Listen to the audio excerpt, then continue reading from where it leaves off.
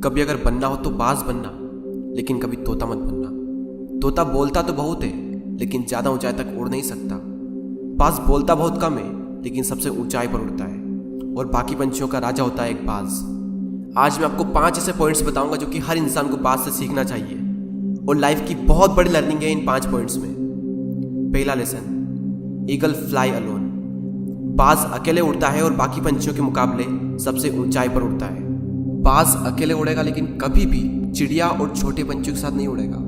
बाज हमेशा या तो बाज के साथ उड़ता है या फिर अकेला उड़ता है। और इस समय यह सीख मिलती है कि छोटी सोच वाले लोगों से हमेशा दूर रहें और अकेले रहो, क्योंकि यही वो समय है जब खुद को जानने का असली मौका मिलता है।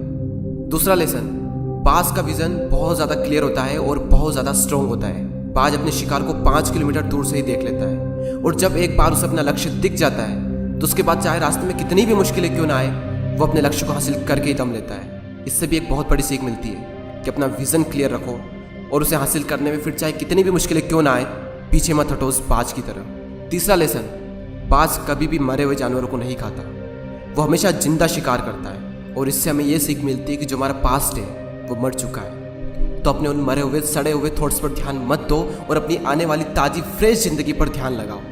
अपने पास्ट की पुरानी यादें जो तुम्हें तंग करती है उन्हें वहीं रहने दो जहाँ पर उसकी जगह है, और तुम्हारे पास्ट की जगह है तुम्हारे पास्ट में, उसे वर्तमान में जगह मत दो। क्योंकि एक बार अगर तुम्हारा पास्ट तुम्हारे प्रेजेंट में आ गया तो तुम्हारा पास्ट तुम्हें कभी प्रेजेंट में नहीं रहने देगा।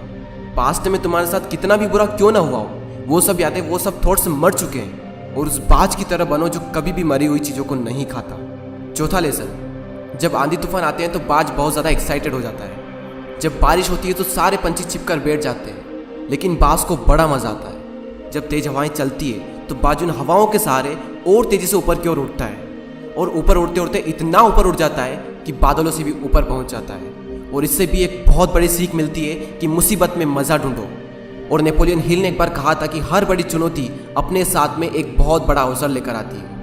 तो उस बाज की तरह तुम भी अपने अवसर को पहचानो, और जिस दिन तुमने अवसरों को पहचान लिया तो सारी मुश्किलें तुम्हारे नीचे होगी और तुम उन मुश्किलों के ऊपर होगे।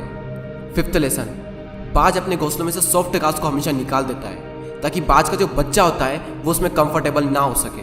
क्योंकि अगर वो घोंसले में कंफर्टेबल हो गया तो वो वहीं रहना पसंद करेगा, लेकिन बाज ऐसा कभी होने नहीं देता।